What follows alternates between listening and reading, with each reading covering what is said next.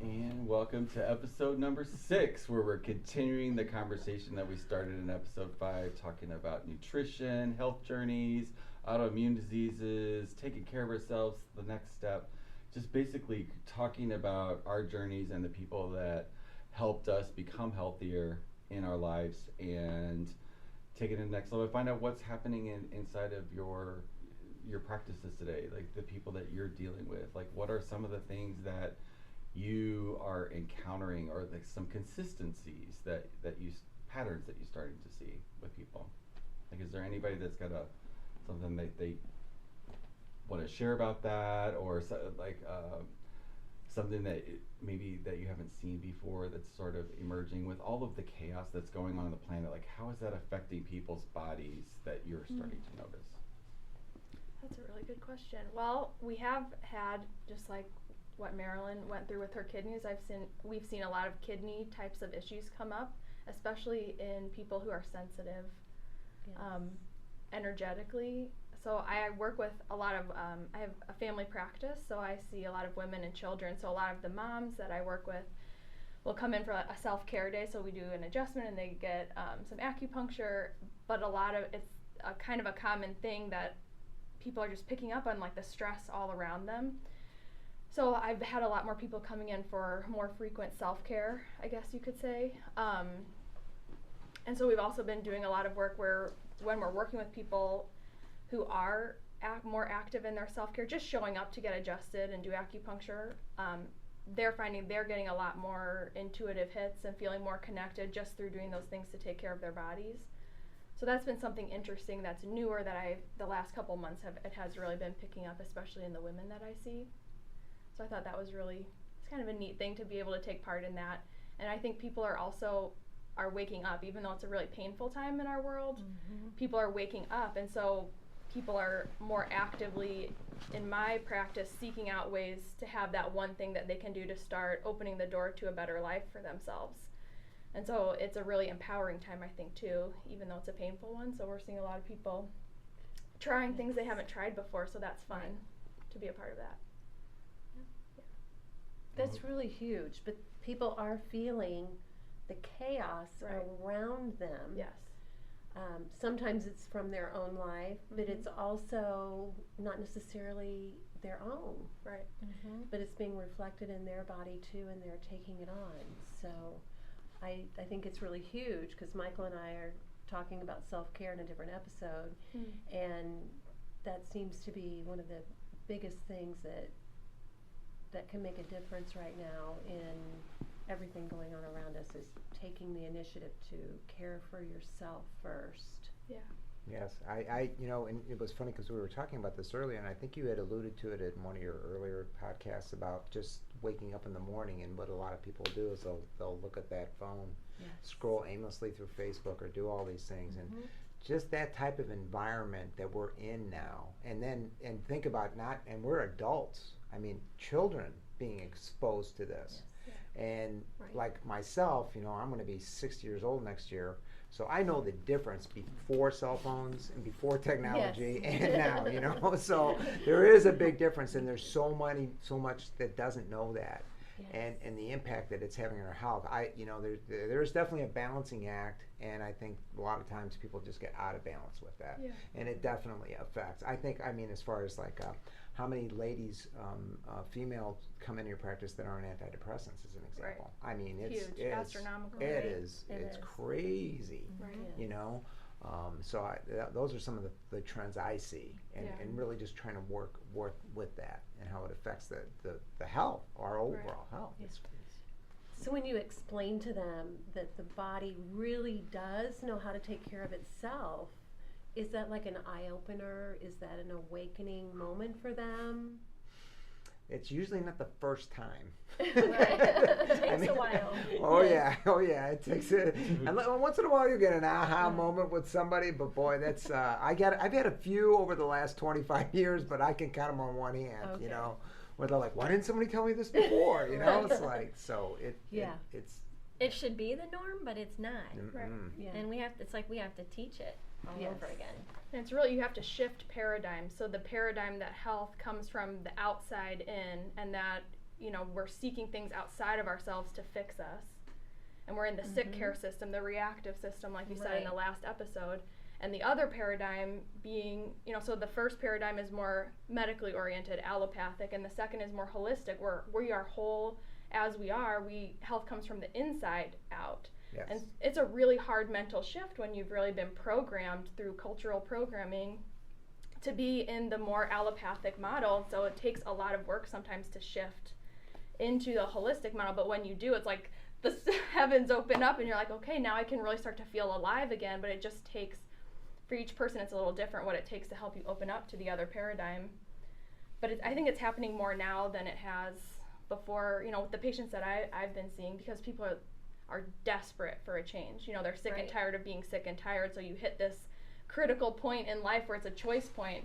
Am I going to continue on the same path, or am I willing to try something different because I have to do something different? I can't keep living this way. And it's when you can meet people at that point and offer something and allow them to walk through the door themselves that I think we get to see the magic moments. Right, if they stay with you. If they stay with you. Yeah. It's interesting you say that, because it's almost like we have to teach people excuse me, how to have faith in their body again. And so a couple of the biggest things that I see in my office is a lot of autoimmune conditions where people, and this is, I'm not blaming anybody, I'm not anti-doctors or anything like that, but the medical system tends to make people feel like whatever they're walking away with, whatever this diagnosis or name of their disease is in a sense their fault. Either your genes suck, or you did this and this maybe caused it, or all of these things. Or we're told, especially with autoimmune conditions, that the body attacks itself. I can't tell you how many times I've heard that, and you see it all over books and all this new published research. I don't believe that. I don't either. The body never, ever, ever attacks itself. The immune system is so smart that I think it senses something is not right, and it goes for it. And this is going to show up in blood work that looks like the immune system is under attack, or an organ is under attack. And so I think this leads people to think like, oh, I have no faith in my body. I don't know what's going on. And this leaves people desperate. They feel scared. And it's like we're teaching them that, hey, no, your body is really awesome. It's on your side. Right. It's showing these terrible inflammatory markers on the blood work because it knows something is there. So how can we teach people how to eat food that supports the immune system, take supplements that support the immune system, and then get them back in their bodies again and trusting their body so that now they're empowered. Yeah. Yes, empowered. Yay. You win the prize. That just came Seriously, in. you didn't have that plan. See, it's natural. But you said something I wanted, paradigm. Yeah. Yes. Like, what's a paradigm mean to you? A system of thought or belief. Yeah. Right. There's a lot that goes into it. Exactly. Yeah. But it's a mindset. A mindset, right? it sure is. Yeah. So you said something that just kind of clicked and made my side of my face light up. That's like, this is paradigm of fear. Yeah. Yes. Yeah. Right. Fear is a paradigm of fear that a certain percentage of the population's in, and expressing it. That fear, like, it would be in total alignment for them to think that their body would be attacking them because everything else is attacking in that side of that paradigm, right? Right. So shifting out of that paradigm. Right. So when you guys were talking before, you made the comment, Dr. Carl, about the extraordinary amount of women on antidepressants. Yes. Right. So paradigm. Yeah. How is it possible how do you address that? For somebody that's coached people for many, many years, I know depression is a result of living in the past. If you're present, you can't be depressed if you're present. So we don't really talk about those types of things, about the root causes energetically of it. We just go, here, take this pill, and everything will be okay. So how do you shift that they've trusted their doctor, not their body, on this particular moment that says, you take this, I'm going to feel better? Right. Like, how do you deal with that when you know that that's not the answer? Well, I think it's a really sensitive issue, of course, you know, so I would never want to recommend someone stop taking one of their Right. medications. Exactly. Right.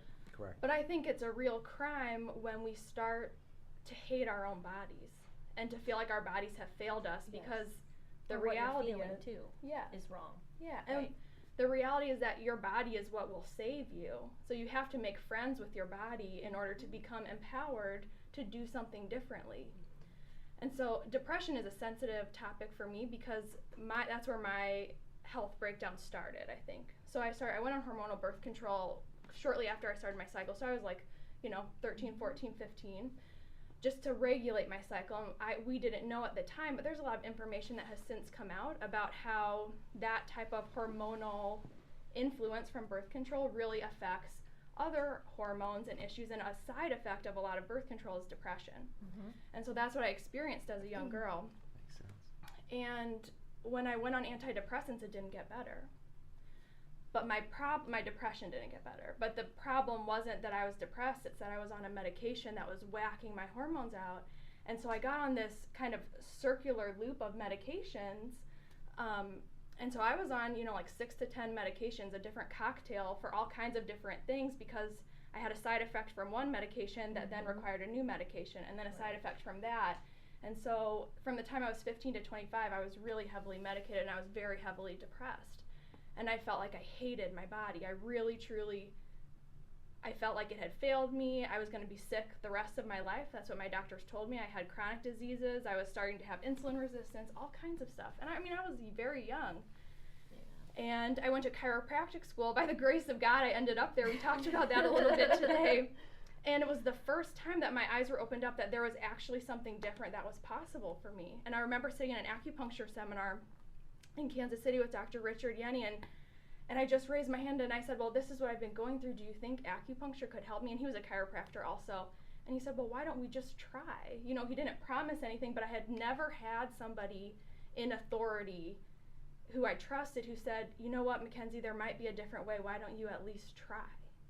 And so for me, my depression started lifting in that moment because he gave me an option that I literally did not know was possible. I had resigned myself to being sick and medicated and dealing with side effects. And because of the side effects of my medication, they told me, if you ever get pregnant, which we don't advise you to do, we're going to have to be monitored your entire pregnancy because there's such a high likelihood of side effects causing birth defects in your children. Wow.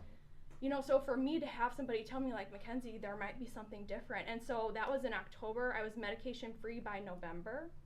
I talked to my doctor. They said, this is what I'm doing. I'd like your support. I had somebody adjusting me and doing acupuncture weekly. I added in nutrition about 6 months after that. And I had that moment that you talked about where you all of a sudden feel alive. You didn't realize how sick you were. And I remember like sitting at Logan, which is the chiropractic school I went to, and I felt my brain turn back on. And I was like, while you were in school? Yeah. Wow. I just thought, oh my God. And one of my teachers started quizzing me and I was getting all the answers, and I'm an intelligent person. So when my brain wasn't working well, it was hard for me and my self-esteem. And so that turned back on, and then my body started feeling better, and I was like, oh my God, this is what your body's supposed to feel like. Like I told my mom, I said, I don't remember ever feeling this good. Probably when I was a kid playing in the front yard is the last time I remember feeling like vibrant. Because all those years of what you had been through. Yes, and because it just this build up in my system. And so, and I still, I struggled with postpartum depression. I've been medication free since 2011, but I struggled with postpartum depression. So there's a lot of inconvenient truths about depression and things like that. So there's spiritual and energetic aspects. I was physically depleted from a pregnancy and birth, and so I needed a lot of nutritional support. That was the root of my depression postpartum. It was based in nutrition, which I had people who could help me kind of identify that, which was really helpful because a medication wouldn't have helped me at that time. It might have masked or made things taken the edge off, which some people may choose to do, and I respect that. But for me, it didn't fit my paradigm anymore. And so I felt more empowered in using food and nutrition, getting adjusted, doing acupuncture with the stuff that I did in the first place back in 2011. And, so that's how I brought myself back again, And that was your inspiration for. So you were already in school when it happened, or like? I was in school when I was very sick when I was in school. Yeah, and then I was in school at a seminar, and the door kind of opened, and then that moment I said I'm stopping my medications, and I talked to my doctors, and I did that, I went through a lot of really hard withdrawals from some of the medications Sure. because those are Yes. serious Yes. things, you know. Yes. So it's not for the faint of heart, but God, was it worth it? Because it changed the whole trajectory of my life. So now I can talk to people about other options that are there, you know, and how food really does nourish you and it affects your mood so much. And spiritually, you know, when you're empathic and you're sensitive and you take things on that don't belong to you and you don't even know. So when you can start to identify those things, it becomes so empowering. Yes. And so instead of becoming this thing you hate your body over and you're, you know, everything's going wrong, it's like I became so empowered, like, wow, this is like a superpower. You know, I'm sensitive to things, so I can really learn how to harness this and help more people and, you know, intuitively get more invested in things. And you were told it was risky to have babies, Oh. and you have two That's right. amazing, wonderful little Thank you. girls. That's the best part. Yeah. Right. I had 2 home births. Yeah. Oh my You know. But Yes. imagine if you had never connected with that. Yeah, I mean, I Imagine just if you get would the have believed chills. that doctor. Yeah. Mhm. So that was my one thing, is having somebody just tell me that something else was possible for me. And that was enough. That's cool. We're doing that today. That's right, We're baby. doing that today. Awesome. Yeah. Great That's story. awesome. It's just Yes. completely fascinating to me. So I know Mackenzie, you work with enzymes. I do. And I want to talk to you Yes. guys about like the modalities that you use. That when people come to you, like where did it come from? What is it? I want to dive into that a little Yeah. bit more and give some real like. Yeah, I'd love to. So I work a lot with plant-based enzymes. So I have been trained under Dr. Howard Loomis, who pioneered enzyme science basically back in the early 80s. And so plant enzymes do 2 things. They pre-digest your food and they support your immune system. So in working with the enzymes, one important thing we always say, you are what you eat, which is actually not true. You are what you're able to digest and absorb. You can put the healthiest Just say that one more time. Okay. Just say that one more time. You Just are real slow. for real the slow. people in the back. You are not what you eat. You are what you're able to digest and absorb. Can the nutrients get where they need to go once they're in your body? And that's what a lot of mainstream nutrition advice forgets, is if I put it in, I'm good. But that's not actually true, and that's part of why Juice Plus True. is so great. Right. Yeah. You know, because it's in that capsule and it's really small pieces, you can absorb it so easily, and the enzymes help you to do that too. So digestive enzymes or plant-based enzymes, when you take them with food, they pre-digest your food in your stomach. So your body's able to get all that nutrition, so it essentially gets nutrition past an incompetent digestive system.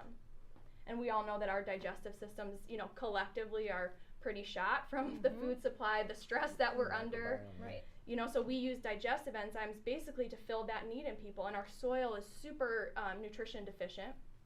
We talked a little bit about that. It's more deficient in vitamins and minerals. We need to get that from the soil, and we don't anymore. And we talked about in the last episode green picking, so taking fruit from or plants from the earth before they're ready. And so our food supply, even our whole foods now, are enzyme deficient. So a banana browns because it has enzymes in it, so it auto-digests itself.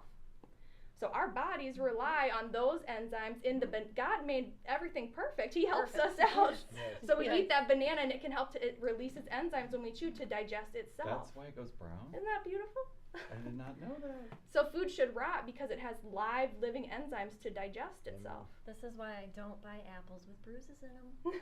Because if it's got a bruise, it's the enzyme activation to break down that fruit is already activated.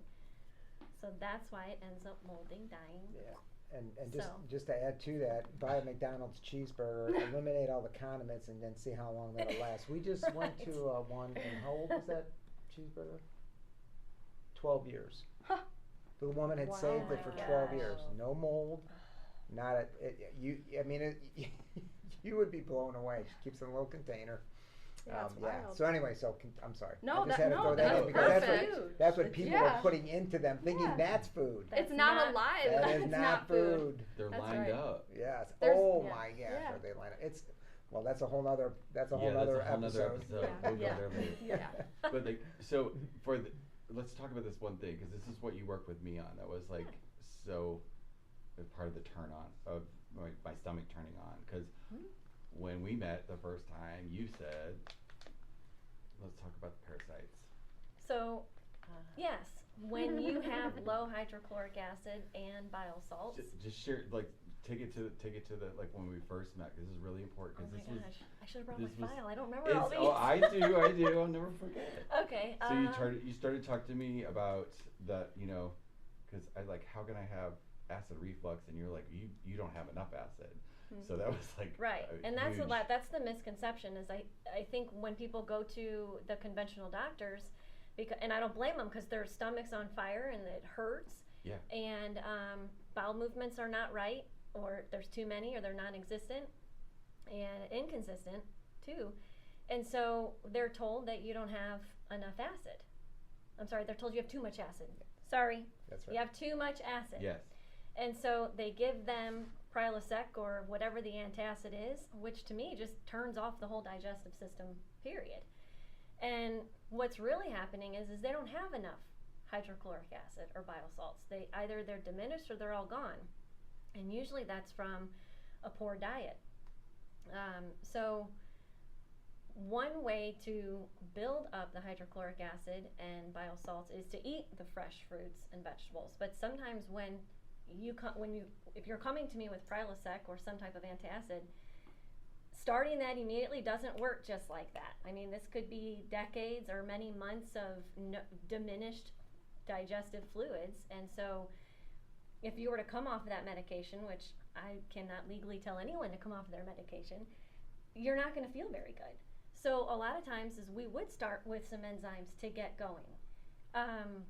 We did that with each meal. Yeah. Right. But how did the parasite, you know, because you detected that and we tested for it, and so there's a lot of thoughts surrounding that. This is my thought process on it, is that when you have low hydrochloric acid and low bile salts, you are going to be susceptible to pathogens. Whether it's the doorknob you touched, whether somebody just sneezed on you and you walked right in it, or whether we're born with pathogens that lay dormant, when you have high hydrochloric acid and bile salts, that obliterates pathogens. So when it becomes low, then pathogens can either continue to grow, and also candida, which is your body's mechanism to kind of protect you from the pathogens getting worse or burying themselves even deeper, will grow as an overgrowth, which then turns into symptoms for people, which can be miserable. So in my opinion, if we don't get your stomach in tip-top shape for digestion, you're gonna have candida and you're gonna have parasites. And they like to bury themselves in the wall of the intestines. They also live in the liver. They can also travel to the other organs too, which are undetectable by science to this day. So unless you really have a parasite or a pathogen or virus in the bloodstream that they can detect with that vial, they're usually going to say, sorry, no, you don't have anything, or sorry, you don't have candida. But yet you're sitting here in my chair telling me I don't know what's going on with my stomach, and it's burning, and this Prilosec thing isn't working too well, or how do I get off of this thing? So low hydrochloric acid, low bile salts is what causes parasites to grow and also candida to grow. So if you get those acids up, you will not experience those things. And you can get that through fruit. Fruit has hydrochloric acid in it and bile salts. Lots of celery. All fruit. Every single fruit. It has protein, fat, living water. Living water, there's two of them. There's hydrobioactive water, which feeds the physical body. And then there's cofactor water, which feeds the emotions and the soul. So that's why when we eat fruit, we get like really excited. It makes us happy. It soothes us. It soothes the nerves. It supports the hormones. It supports digestion. And everybody's so afraid of fruit. And the reason why they're afraid of fruit is because they're scared to death of the little tiny amount of sugar that's in there. So it is tiny. It's a tiny amount. The rest is glucose. And so once that sugar hits the stomach, it leaves within 3 minutes into the bloodstream. So it never hits the small intestine where SIBO or candida would actually grow. That's what everyone is freaking out about. So when you actually eat fruit in abundance and you eat vegetables in abundance, you're actually going to destroy pathogens on contact. On contact. And then that stuff heads up the hepatic portal veins to the liver and mutilates pathogens that might be living in there, dormant, or waiting for the next adrenaline kick, or stress, or whatever it is. And then also, fruit is fully capable of carrying out the heavy metals and radiation and DDT from our soil. Lots of copper that's now present in our soil. Our soil used to be rich with zinc and chromium and all of these trace minerals, and now it's full of copper. And that copper is coming from the DDT that should be banned, that was banned after World War II. They used to fight malaria and things like that. But other countries have not banned it. And so long as we have wind, it's still coming over. And there's cousins of DDT that we're still spraying on our crops. And any grass that you walk through that has no weeds is still being sprayed with some type of copper something. So our soil is full of copper, and copper is good for us in a trace amount. But we have it in excess, and it's all over our organs, and it will cause all of these autoimmune conditions, menopausal type symptoms. I mean, you name it. That's a heavy metal that shouldn't be in abundance in our bodies. And so when fruit is ingested and when vegetables are ingested and you have hydrochloric acid that's high and bile salts that are high, your body is going to be fully capable of carrying these things out through the urine and through feces.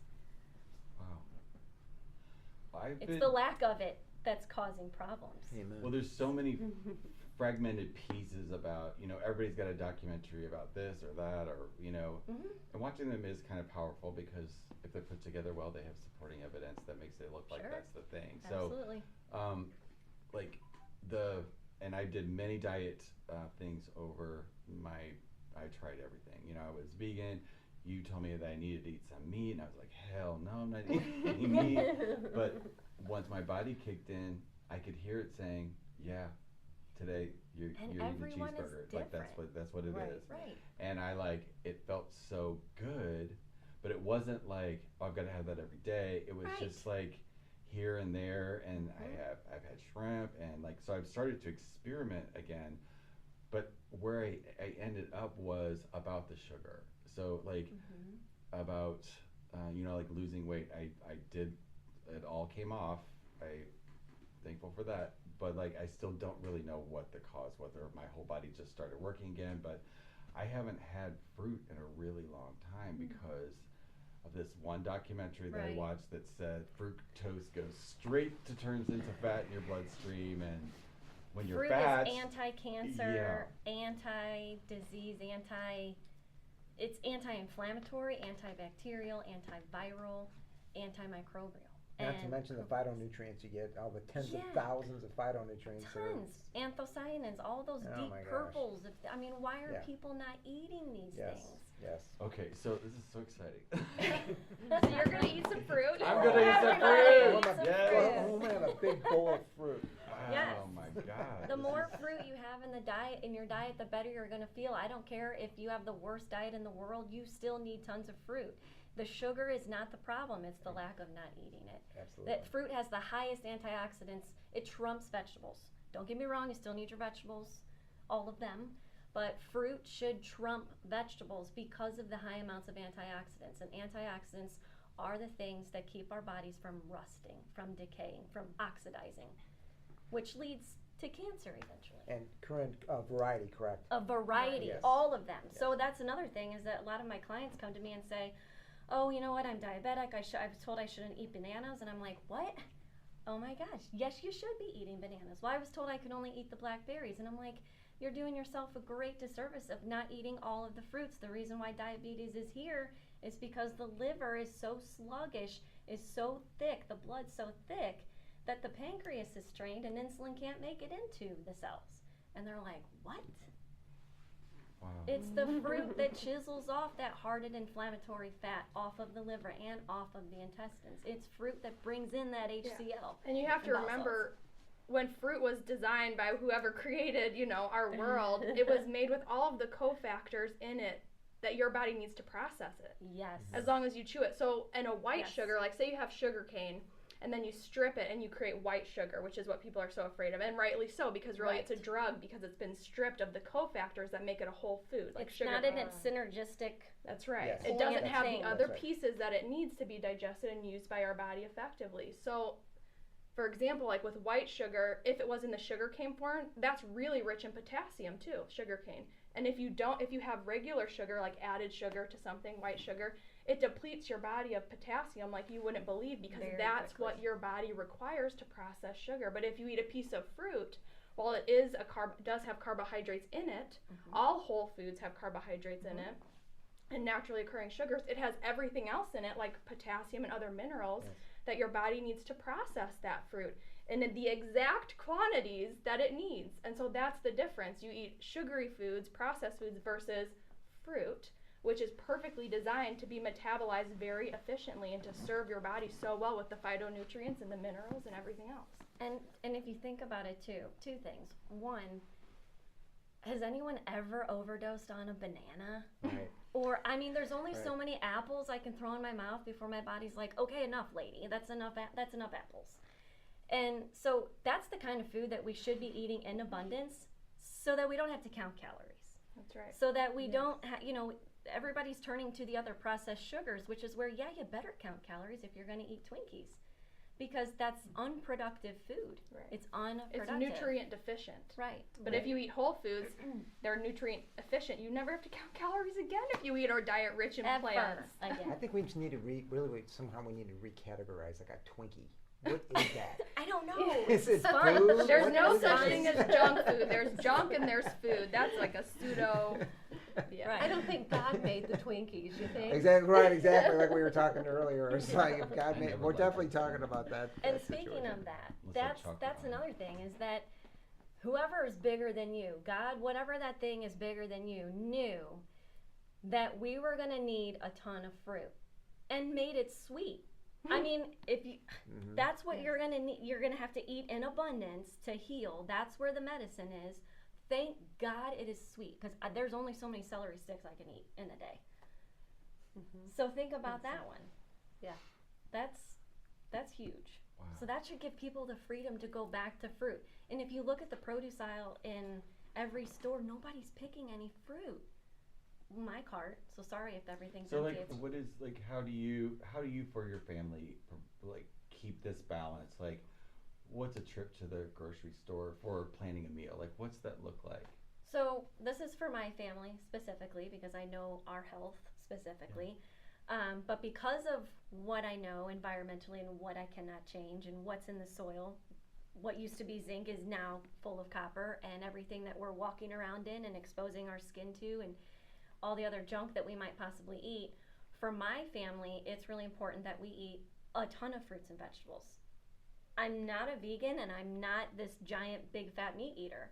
I'm somewhere in between, probably more with an emphasis of plants than ever, because I know that that's where the medicine is. That's where all of the medicine is.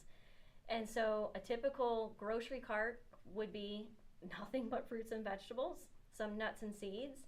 And if we do have some meat or fish, it's going to be pasture raised, organic, or wild caught, because that's the cleanest that I can get without having a farm in my backyard. Okay, So- that's clear. And because knowing how most people's livers are and what our livers are up against, and we'll probably never have a clue of what is actually in our liver that's protecting us from whatever's in there, pathogens, toxins, poisons.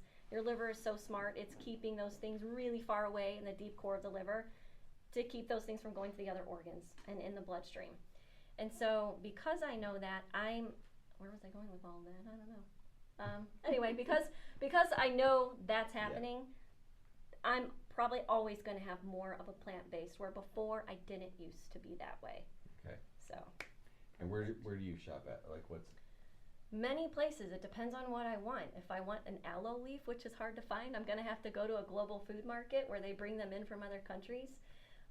Dierberg's, Fresh Thyme is one of our favorites, and Trader Joe's. Sometimes Schnucks in a pinch. So I kind of go to all of them, and I usually have to go multiple times a week because we just fly through all of that food, and there's not a whole lot of places where we can eat that have clean products, clean meat, clean oils, not using industrialized unstable oils, stuff like that. So we have to eat at home a lot, but that doesn't mean that we don't get out like everyone else, like a normal human being, and enjoy food that may not be the most healthiest, but life is not a straight line, and food isn't either. So there's a good balance. And Well, plants taste good. They do. I mean, there's so many of them. There's so many of them. And I was that- going to add too. Don't you think too? Nowadays, on the internet, there are so many recipes out there, quick, easy, plant-based, that you can keep your family eating a lot, Right. and it tastes really good. Right. Yeah. It really does. I don't think Exactly. people realize how good, and it doesn't take a lot. And think, oh, I don't have the time and all that. No, it really doesn't take as It much. really doesn't. It really doesn't. Right. And same Yeah. thing with the meat and fish. I mean, we do that too. We're not just vegan. There's plenty of recipes for that Oh. to do like within 30 yeah. minutes. Yes, So yeah, if you it's- just do a little bit of preparation. Yes, you have to do a little bit of work, but I mean, it's well worth it. You have to eat. It's Right, you have to eat. yeah, So well you, worth the I'm sorry, investment. you're gonna have to make some priorities. You're gonna Yes. have to make some preparations. Right. If you want to be well and feel good, we deserve to feel that way. Yes. Yes. It's part of self-care, taking the time to do Right, that and, right. and do it consciously. Like for parents, like they got to take their children through the fast food. Okay, that's food is fuel. Exactly. I mean, what are you Right. when we talked about the McDonald's hamburger? That's what you're Mhm. putting in your child versus live nutrients that will only take a little bit extra time, a little bit extra planning, and you can fuel your child so much more optimally Right. to make them a much better athlete. Not only just we Right. just use that as an analogy, you know. But you set them up for life if you Yeah, do It's that. and then we do that. preventing. Yes, This it is the is. prevention thing. Yeah. And our This is rule- what we have yeah. to be taught. This is what we teach that needs to be in our lives. We Yes. do fresh vegetables first. So like if we have an appetizer when we eat at home with our kids and it's veggies. You know, but then we know that we got the veggies in and then we move on to the other courses which also have fruits and veggies in them. But that's a good rule of thumb as a family when you have kids and you're trying to implement more fruits and veggies. Make it fun like you're doing a little appetizer. Have Right. it be There you go. have it be a little salad or greens or fruits, it's veggies, something. So just that's just the expectation for your kids. Okay, we're gonna sit down, we're all gonna have a few bites of this and then we'll have, serve the rest of the meal. So that was an easy thing for Right. us to implement with the kids. And then having that food available. That way Mhm. your kid never has to ask you for a snack. Right. Mhm. Our snacks You are know where grapes the and food carrots. There's everything. But I know with my family, if I were to buy a watermelon, an apple, and oranges, I guarantee you if I didn't cut up, it would sit there. Yeah. And I'm also that person where if you hand me an orange, I'm going to be like, what is this? It needs to be cut up in boats. So get to know your kids. Yes, no, I I mean, agree with you. Yeah. I still have a 5-year-old brain where I want to have like carrot sticks. Don't give me the whole carrot. I'm not going to eat it.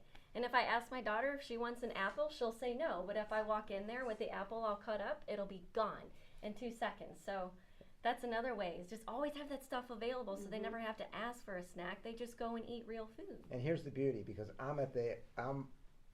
my children are adults now, and because of doing things like that when they were younger, they are adults making healthier choices. Yes. And they are doing, and they're passing that on.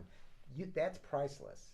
You Mhm. cannot put a price on that. No. And changing future generations like that, and it's got to start somewhere. Right. So why doesn't it start with you? Right. You know. And it's not something they're going to have to learn at 30 or 40 because now they have to Yeah. because something's wrong.